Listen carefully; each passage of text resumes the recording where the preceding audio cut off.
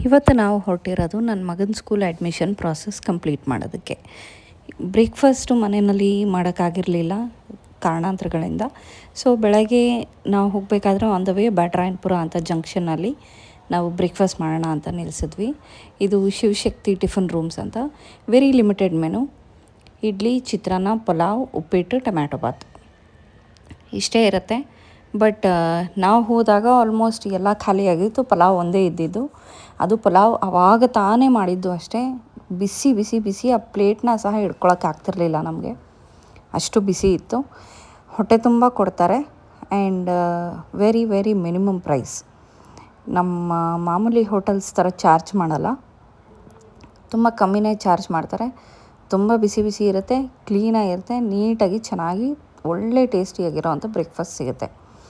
So ಅಲ್ಲಿ breakfast ಮುಗಿಸ್ಕೊಂಡು ನಾವು ಹೊರಟಿದ್ದು ನನ್ನ ಮಗನ ಸ್ಕೂಲ್ ಕಡೆಗೆ.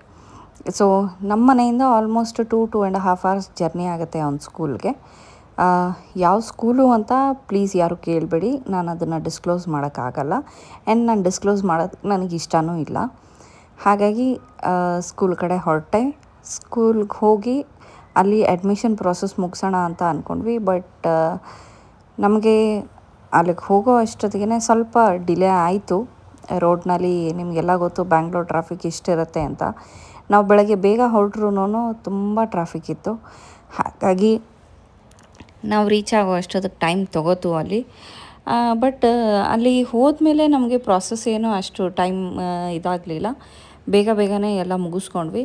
ಬಟ್ ಕೆಲವೊಂದು ಡಾಕ್ಯುಮೆಂಟ್ಸ್ ನನ್ನ ಮಗ ಮನೆಯಲ್ಲೇ ಬಿಟ್ಟು ಬಂದುಬಿಟ್ಟಿದ್ದ. ಅಂದರೆ ಜೆರಾಕ್ಸ್ ಕಾಪೀಸು ಅವ್ನು ತೊಗೊಂಡಿರಲಿಲ್ಲ ಎಕ್ಸ್ಟ್ರಾ. ಎಲ್ಲ ಒರಿಜಿನಲ್ಸ್ ಅಷ್ಟೇ ಫೈಲಲ್ಲಿ ಇಟ್ಕೊಂಬಂದ. ಹಾಗಾಗಿ ಸ್ವಲ್ಪ ಆಚೆ ಈಚೆ ಓಡಾಡೋ ಥರ ಆಯಿತು ನಮಗೆ. ಒಂದು 1/2 hour ಅದಕ್ಕೇ ಜೆರಾಕ್ಸ್ಗೆ, ಪ್ರಿಂಟೌಟ್ಗೆ ಅಂತಲೇ ಹೇಳಿಬಿಟ್ಟು ಓಡಾಡ್ತಾಯಿದ್ವಿ ನಾವು. ಬಟ್ ಏನು ಮಾಡೋಕ್ಕಾಗಲ್ಲ, ಕೆಲವೊಂದು ಸಲ ಮಕ್ಕಳಿಂದ ತಪ್ಪಾಗುತ್ತೆ, ನಮ್ಮಿಂದನೂ ತಪ್ಪಾಗುತ್ತೆ ಅದೆಲ್ಲ. ಸೊ ನನ್ನ ಮಗ ಆ್ಯಕ್ಚುಲಿ 11th ಸ್ಟ್ಯಾಂಡರ್ಡಿಗೆ ಸೇರ್ಕೊಂಡಿದ್ದಾನೆ. ಅಂದರೆ ಫಸ್ಟ್ PUC ಅಂತೀವಿ. ಅದು PCMB ತೊಗೊಂಡಿದ್ದಾನೆ. ಅದಾದಮೇಲೆ ಅವ್ನು ಏನು ಆಸೆಗಳಿದೆ ಅನ್ನೋದು ನನಗೆ ಗೊತ್ತಿಲ್ಲ. ಬಟ್ ಅವನು PCMC ಬಿಲ್ಕುಲ್ ಬೇಡ ಅಂತ ಕ್ಲಿಯರಾಗಿ ಹೇಳಿಬಿಟ್ಟಿದ್ದ. ನನಗೆ ಕಂಪ್ಯೂಟರ್ ಸೈನ್ಸ್ ಇಷ್ಟ ಇಲ್ಲ, ನಾನು PCMBನೇ ತೊಗೋಬೇಕು ಅಂತ ತುಂಬ ಕ್ಲಿಯರಾಗಿ ಹೇಳಿದ್ದ ಅವನು. 10th ಸ್ಟ್ಯಾಂಡರ್ಡಿಗೆ ಬರ್ತಿದ್ದ ಹಾಗೇ. ಸೊ ಮಕ್ಳಿಗೆ ಏನು ಇಷ್ಟ ಇರುತ್ತೆ ನಾವು ಅದನ್ನೇ ಆದಷ್ಟು ಕೊಡಿಸ್ಬೇಕು. ನಾವು ಫೋರ್ಸ್ಬಲಿ ನನಗೇನು ಇಷ್ಟ ಇದೆ ಅದನ್ನೇ ನೀನು ಓದಪ್ಪ ಅಂತ ನಾನು ಹೇಳೋಕ್ಕಾಗಲ್ಲ ಈಗಿನ ಕಾಲದ ಮಕ್ಕಳಿಗೆ. ಆ್ಯಂಡ್ ಇನ್ಫ್ಯಾಕ್ಟ್ ನನಗೆ ನನ್ನ ಮಗ ಪೈಲಟ್ ಆಗಬೇಕು ಅನ್ನೋದು ತುಂಬ ಆಸೆ ಇದೆ.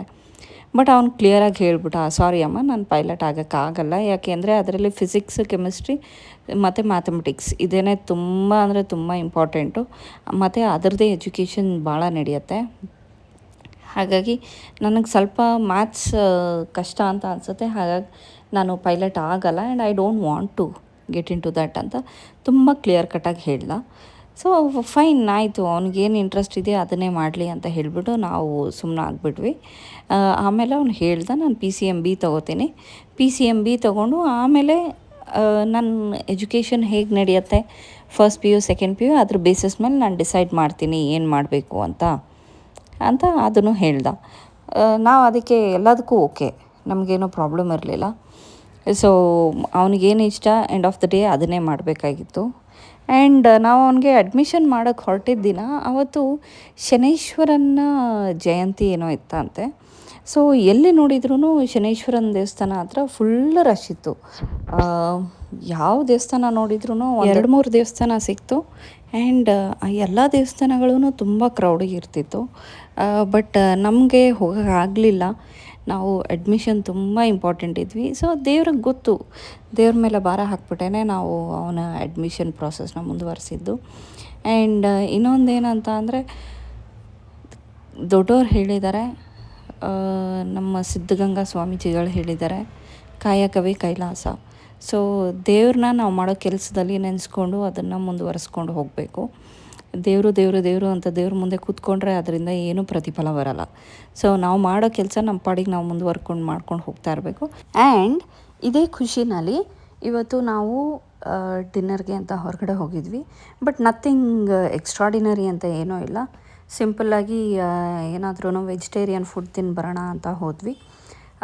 ಬಟ್ ನಮ್ಮ ಮನೆಯಲ್ಲಿ ಒಂದು ಪ್ರಾಬ್ಲಮ್ ಏನಂದರೆ, ನೀವು ನನ್ನ ಪ್ರೀವಿಯಸ್ ವೀಡಿಯೋಸಲ್ಲೂ ನೋಡಿರ್ಬೋದು, ನನ್ನ ಮಗ ನನ್ನ ಪಕ್ಕ ಕೂತ್ಕೊ ಅಂತ, ನನ್ನ ಮಗಳು ನನ್ನ ಪಕ್ಕ ಕೂತ್ಕೊ ಅಂತ ಹೇಳ್ತಾಳೆ.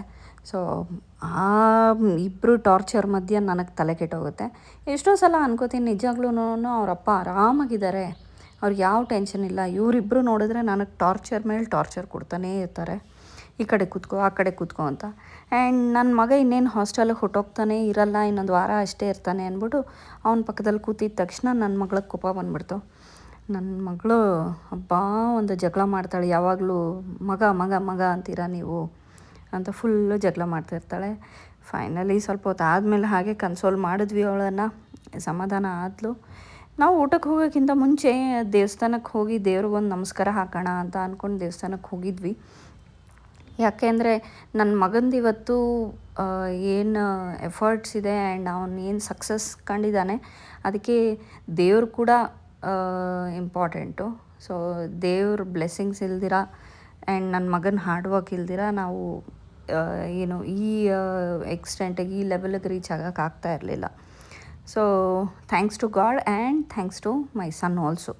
ಯಾಕಂದರೆ ಅವನು ತುಂಬ ಹಾರ್ಡ್ ವರ್ಕ್ ಮಾಡಿದ್ದಾನೆ, ಡೇ ಆ್ಯಂಡ್ ನೈಟ್ ತುಂಬ ಅಂದರೆ ತುಂಬ ಓದಿದ್ದಾನೆ, ಕಷ್ಟಪಟ್ಟಿದ್ದಾನೆ. ಹಾಗಾಗಿ ಅವನಿಗೆ ಒಂದು ಫಸ್ಟ್ ಸ್ಟೆಪ್ಪಿಂಗ್ ಸ್ಟೋನ್ ಸಕ್ಸಸ್ಫುಲ್ಲಾಗಿ ಅವನು ಇದು ಕ್ಲಿಯರ್ ಮಾಡ್ಕೊಂಡಿದ್ದಾನೆ ಅನ್ನೋ ಒಂದು ಖುಷಿ ನನಗೆ. ಸೊ ಇದೆಲ್ಲ ಆಯಿತು. ಇವತ್ತು ಡಿನ್ನರ್ಗೆ ರೋಟಿ, ಪನ್ನೀರ್ ಮಸಾಲ ಹಾಗೆ ಸಿಂಪಲ್ಲಾಗಿ ವೆಜ್ ಫ್ರೈಡ್ ರೈಸ್ ತೊಗೊಂಡಿದ್ವಿ. ಯಾಕಂದರೆ ಹೆವಿ ಫುಡ್ ಇತ್ತೀಚೆಗೆ ಯಾರಿಗೂ ನಮಗೆ ತಿನ್ನೋಕ್ಕಾಗಲ್ಲ. ಸೊ ಮನೆಯಲ್ಲಿ ಹೇಗಿರುತ್ತೆ ಆ ಥರನೇ ಸಿಂಪಲ್ಲಾಗಿ ಹೋಟೆಲ್ನಲ್ಲಿ ರೋಟಿ ಕರಿ ಫ್ರೈಡ್ ರೈಸ್ ಇಷ್ಟೇ ತೊಗೊಂಡು ತಿಂದು ಫೈನಲಾಗಿ ನಮಗೆ ಈ ಪೋಲಾರ್ ಬೇರ್ನಲ್ಲಿ ಐಸ್ ಕ್ರೀಮ್ ತಿನ್ನೋದು ತುಂಬ ಹುಚ್ಚು ನನಗೆ, ನನ್ನ ಮಗಳಿಗೆ. ಹಾಗಾಗಿ ತುಂಬ ಅಂದರೆ ತುಂಬ ಅಂದ್ಕೊಂಡು ಸರಿ ಅವನು ಇನ್ನೇನು ಹಾಸ್ಟೆಲ್ಗೆ ಹೊಟ್ಟೋಗ್ತಾನೆ, ಆಮೇಲೆ ಮತ್ತೆ ನಾವು ತಿನ್ನೋದು ಸ್ಟಾಪ್ ಮಾಡ್ತೀವಿ ಆಟೋಮ್ಯಾಟಿಕಲಿ ಅಂತ ಹೇಳಿಬಿಟ್ಟು ನಾವು ಪೋಲಾರ್ ಬೇರ್ ಕಡೆ ಹೊರಟ್ವಿ. ಆ್ಯಂಡ್ ಪೋಲಾರ್ ಬೇರ್ನಲ್ಲಿ ಒಂದು ನನಗೆ ನನ್ನ ಮಗಳಿಗೆ ತುಂಬ ಇಷ್ಟ ಆಗಂದರೆ ನನಗೆ ಅಲ್ಲಿ ಗಡ್ಬಡ್ ಐಸ್ ಕ್ರೀಮ್ ತುಂಬ ಇಷ್ಟ ಆಗುತ್ತೆ. ಆ್ಯಂಡ್ ಅವಳಿಗೆ ಬಟರ್ ಸ್ಕಾಚ್ ಸ್ಕೂಪ್ ತುಂಬ ಇಷ್ಟ ಆಗುತ್ತೆ. ಆ್ಯಂಡ್ ನಮ್ಮ ಇವತ್ತಿನ ಡೇ ಐಸ್ ಕ್ರೀಮ್ ತಗೊಂಡು ಐಸ್ ಕ್ರೀಮ್ ತಿಂತ ನಮಗೆ ಇವತ್ತಿನ ಡೇನ ಎಂಡ್ ಮಾಡಬೇಕು ಅಂತ ಅನ್ನಿಸ್ತು. And it was a very fruitful day and productive day and ತುಂಬ ಖುಷಿ ಇತ್ತು, ತುಂಬ ಎಂಜಾಯ್ ಮಾಡಿದ್ರಿ. Meet you with my next vlog. Until then, stay tuned, take care and bye-bye.